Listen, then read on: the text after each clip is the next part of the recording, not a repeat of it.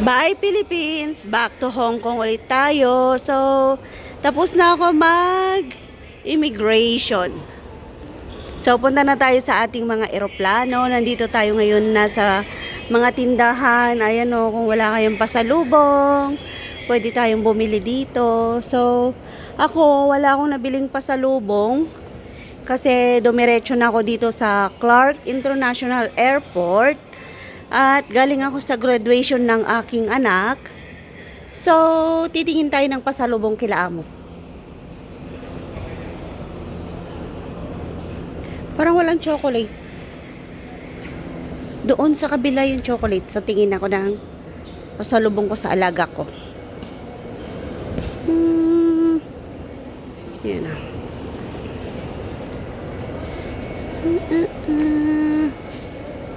Pasalubong ko sa alaga ko. Ano kayang pwedeng chocolate na ibibigay ko sa kanya? Laman akong dala. Damit lang.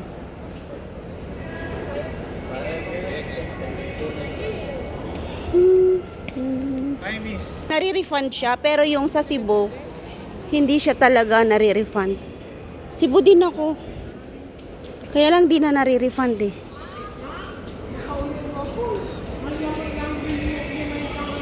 Kaya mag-ano ka na lang yan, Hong Kong Express, para makuha mo.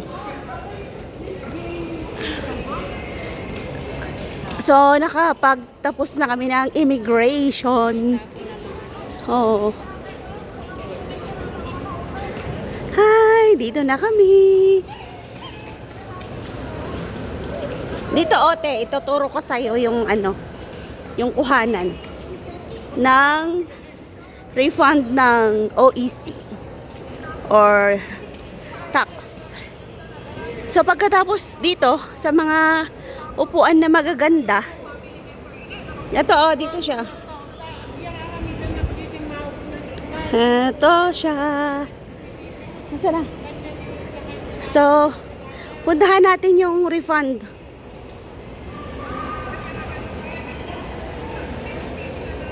Doon siya, doon. Ayan, puntahan natin pala. Dito yung refund ng terminal fee refund. Yan, kung saan banda, dito sa may silipin natin. Ipapasilip ko na lang sa inyo kung saan. So, dito po siya nare-refund. Totoo po siyang nare-refund, kaya lang yung Hong Kong Express, papakita ko sa inyo kung anong mga airline yung pwedeng ma-refund.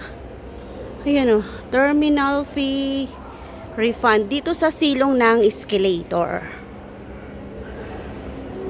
So, wala yatang tao. Ano? Dito po siya.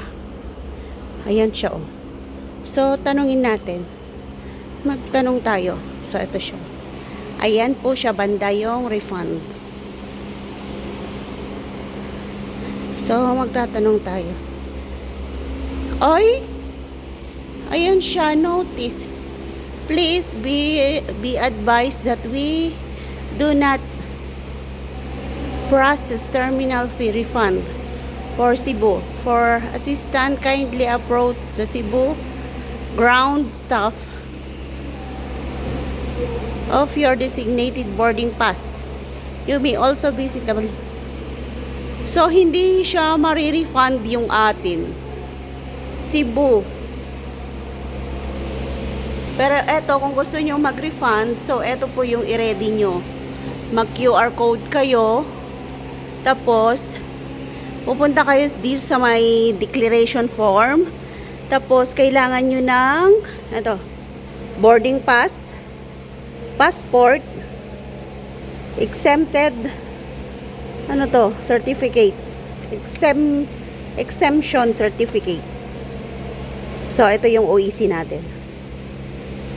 Yan. OEC.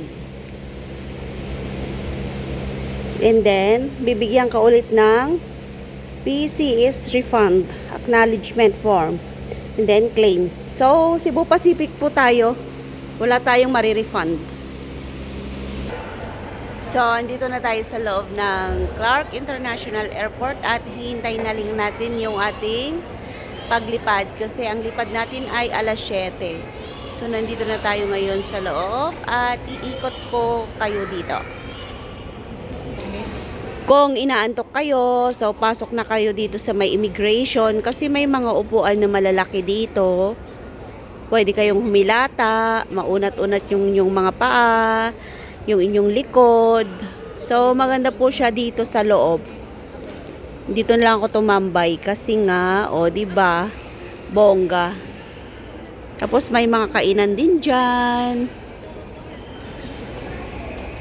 So, dito siya banda, nakikita mo na yung mga eroplano diyan pag lumingon ka diyan sa mga door na yan o kaya sa mga window na yan. So, dito makikita mo yung flight mo or yung gate mo kung anong number. So, tignan ko nga kung anong number yung gate ko. Cebu Pacific 730 Hong Kong gate 11 ako pala. Ay, hindi. 5G12 ako. Wala pa.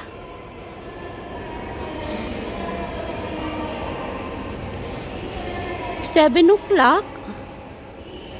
Dalawa yung flight. 5G150.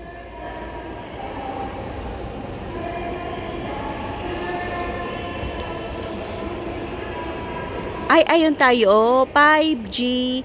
150 nga. Bakit 7 o'clock? Yung nakalagay sa akin dun is 7:30.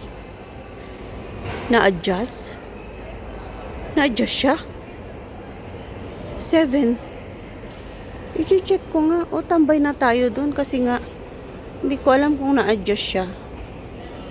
Yan. Di ba ang ganda dito, bongga. Bongga ng Clark, no? So, mayroon din dun, mga upuan dun. Yan, So, mamaya, pupunta tayo dun sa gate natin. Papakita ko yung gate natin dun. Pero dito, kung gusto nyong matulog talaga, yan, tulog kayo dito, Pwedeng pwede.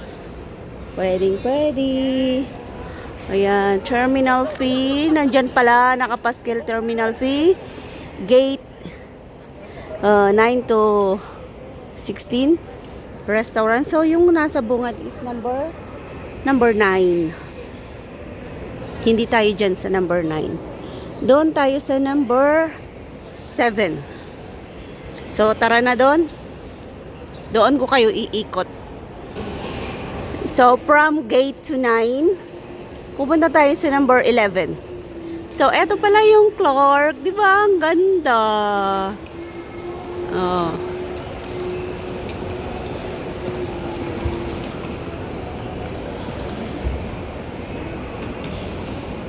So, tara na.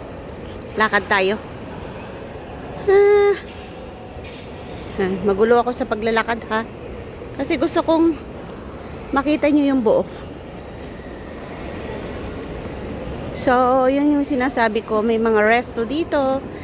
So, pupunta pala ako sa Goldilocks. Punta tayo sa Goldilocks. Tingin tayo ng pasalubong. Punta tayo ng Goldilocks lang kasi yung pwedeng bilihan ng pasalubong dito. May mga souvenir din. Ayan, parang ayan, nakikita nyo, mga souvenir. Tapos may mga art dito. Yung gusto nyo, kung mahilig kayo sa mga art. Yan, may mga artists. Mga sikat na artist, Yan, di ba ang ganda? Ang ganda ng mga drawing nila. Mga obra. Ayun, So, ang ganda ng obra nila, di ba? Yan,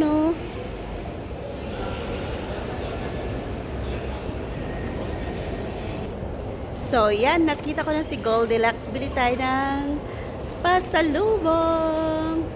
Pasalubong kila amo. Lapit tayo doon at tignan natin kung anong mabibili natin. So, lapit tayo. Parang ito lang ang pwedeng bilihan ng mga pasalubong na sa loob.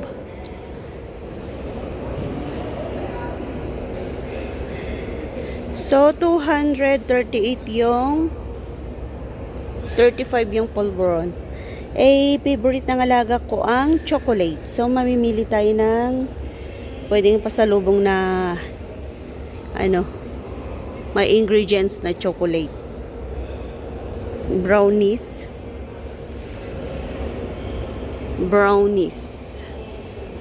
Tip bites. Cheese. Macarons. Yeah, macarons. Ay, cookies. Eto, bili ako ng cookies. So, may bago sila, oh. Try ko nga tong chocolate polvoron nila.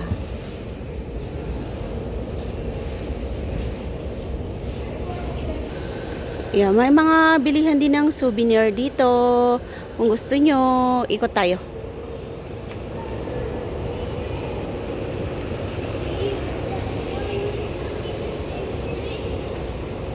Sarap nito. Ay, may durian. Ano lang ma'am, pagsama ko na lang kayo sa isang restaurant. Ay, okay. Sige, sige. Okay ka lang.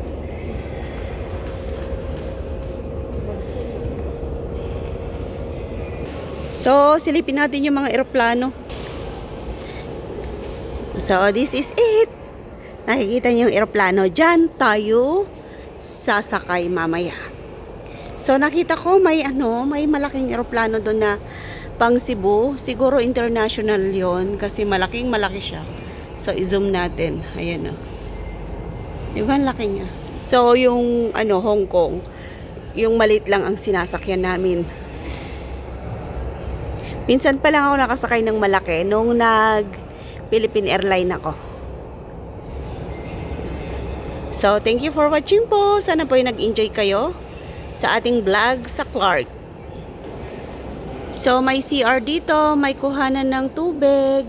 So, nandito na tayo sa 11 at dito yung gate natin. Try natin pumasok at silipin natin sa loob. Ayan, hintayin na lang natin yung ating eroplano, yung oras ng ating paglipad. So, tara, silipin natin yung eroplano natin. Eto siya! Ayan siya. So, hintayin na lang natin yung ating paglipad mamayang 7 o'clock. So, thank you for watching po sa inyong lahat. Please subscribe Lynn Jigo Vlogs and don't forget to ring the bell for more videos. Bye!